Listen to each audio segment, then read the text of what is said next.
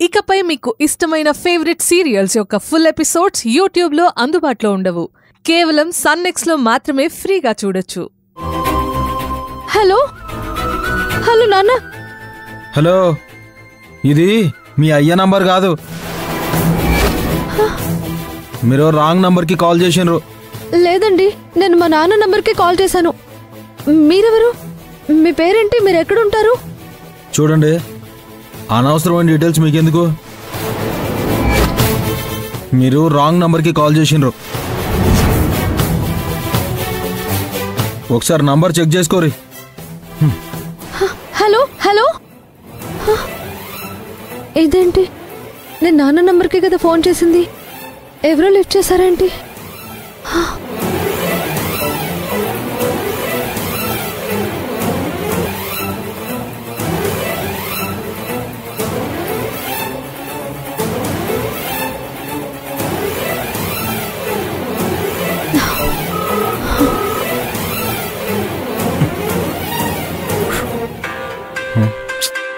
ఇదొకటి. హలో నాన్న, నేను. హలో నాన్న కూచి, ఇది మీ అయ్య నంబర్ కాదని చెప్పినా కదా. ఇప్పుడు మళ్ళా చెప్తున్నా, ఇది మీ అయ్య నంబర్ కాదు. అది కాదండి, నేను మా నాన్న నంబర్కి కాల్ చేస్తున్నాను, కానీ మీకు వస్తోంది. ఏందండి ఇది? ఇంకే కాలంలో ఉన్నారు మీరు? నంబర్ చక్కగా చూసుకోరి. అది కాదు సార్, నా దగ్గర డయల్ ప్యాడ్ లేదు. ఒకసారి మీ నంబర్ చెప్పండి ప్లీజ్. చెప్పను.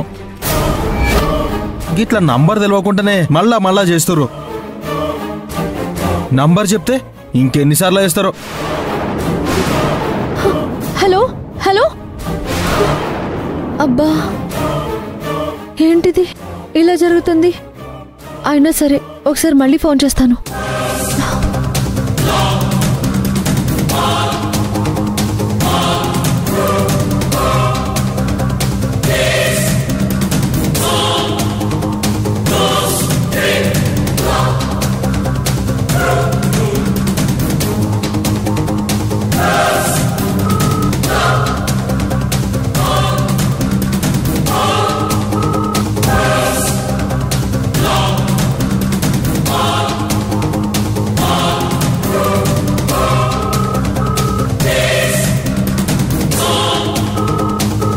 శ్రవంతి,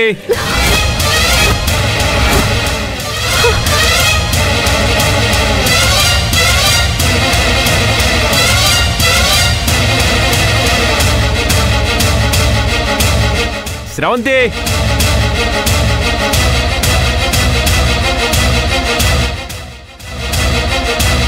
ఏంటి రిషి?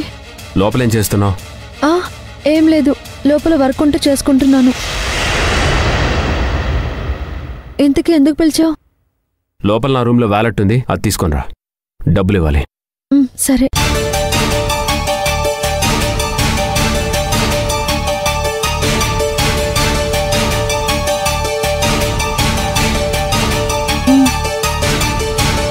శ్రవంతి, ఇంకా నీకే టెన్షన్ అక్కర్లేదు. ఇంటి నిండా సీసీ కెమెరాలు పెట్టించాను. బయట నుండి ఇంట్లోకి ఎవ్వరు వచ్చినా సరే మనకి ఈజీగా తెలిసిపోతుంది.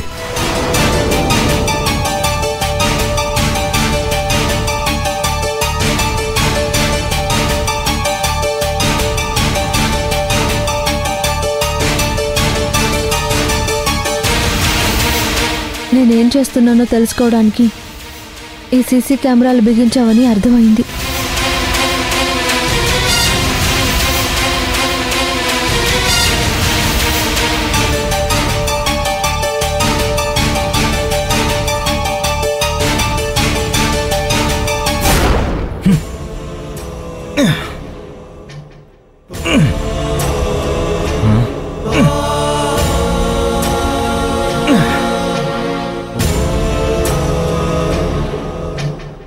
ఏమైంది పెద్దయ్య? ఏం లేదు లేరా. ఏం లేకపోవడింది? ఎప్పుడు హుషారుగా మస్తుగా ఉండేటోనివి, ఇట్లా నీరసపడిపోయినవేంది?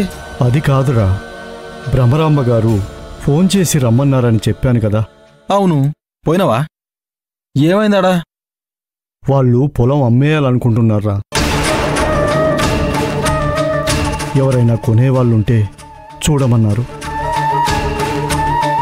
గదేంది పెద్దయ్య, గట్లెట్లా అంటారు?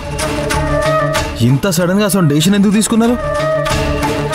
వాళ్ళు మస్తు పైసలు ఉండాలని చెప్పినావు కదా. అవునరా, ఎందుకో వాళ్ళ పరిస్థితి తారుమారైంది. ఇలాంటి పొలాలు వాళ్ళు ఎందరికో దానం చేశారా. వాళ్ళు తమ దగ్గర పనిచేసే వాళ్ళకి ఇల్లు కట్టించి ఇచ్చారా. ఇప్పుడు అలా ఇచ్చిన ఇంట్లోనే తలదాచుకుంటున్నారా. పెద్దయ్య, పైసలకున్న పెద్ద రోగం గదే. అది ఎవరి దగ్గర ఉంటుందో, ఎవరి దగ్గర మాయమైపోతుందో ఎవ్వలం చెప్పలేం. అలాంటి మంచి వాళ్ళకి ఇలాంటి కష్టాలు రాకూడదురా. కానీ ఏం చేస్తాం, కష్టాలన్నీ మంచి వాళ్ళకే వస్తాయి. మస్తు తప్పు పెద్దయ్య. మంచోళ్ళకి మాత్రమే కష్టాలు రావు. కష్టాలు వచ్చిన వాళ్ళందరూ మంచోళ్ళు కాదు. లేదురా శివుడు, వాళ్ళు ఎన్నో దానాలు చేశారు, ఎన్నో కుటుంబాలకు సాయం చేశారురా. వాళ్ళు మంచోళ్ళు కాదని నేను చెప్తలేను పెద్దయ్య, కానీ మంచోళ్ళకి మాత్రమే కష్టాలు రావు అంటున్నా. సరేతి, వాళ్ళ పొలం అమ్ముకుంటే మనకి నష్టమైంది. కూతురు చదువు కోసం, కుటుంబాన్ని పోషించడం కోసం చాలా అప్పులు చేశాన్రా. ఈ పొలం చేసుకుంటూ మెల్లగా తీర్చొచ్చు అనుకున్నాను. ఆ పొలాన్ని నమ్ముకొనే కూతురు పెళ్లి కూడా చేయొచ్చు అనుకున్నాన్రా. కానీ ఇప్పుడేం చేయాలో అర్థం కావటం లేదురా. పెద్దయ్య, ఏం జరగాలో జరుగుతుంది పెద్దయ్య. నువ్వు బాధపడకు. బాధపడకుండా ఎలారా? కూతురు చదువు సగంలో ఉంది. ఈ పొలం ఉందనే అప్పుల వాళ్ళెవరూ మాట్లాడడం లేదు. ఇప్పుడు ఈ పొలం అమ్ముతున్నారని తెలిస్తే అప్పుల వాళ్ళందరూ వచ్చి మీద పడతారా?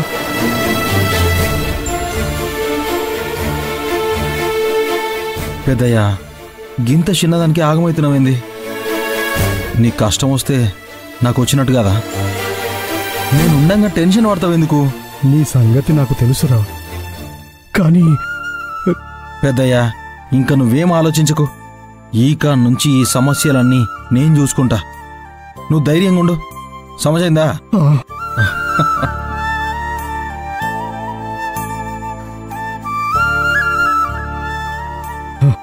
ఇప్పుడేం చేయాలి?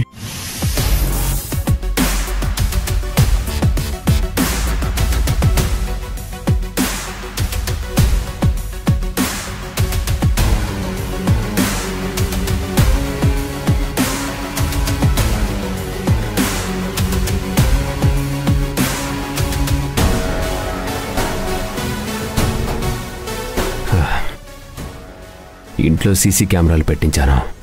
ఇక స్రవంతి ఎక్కడికెళ్ళినా నాకు తెలుస్తుంది. తను ఎట్టి పరిస్థితుల్లోనూ తప్పించుకోలేదు.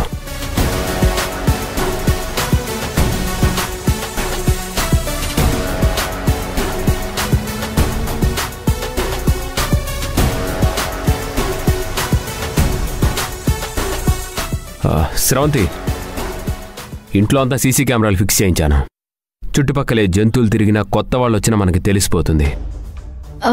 అవును రిషి, ఇది నాకు కూడా హ్యాపీగానే ఉంది. కానీ ఒకటే ప్రాబ్లం, అంటే చాలా చిన్న ప్రాబ్లం. ఏంటది?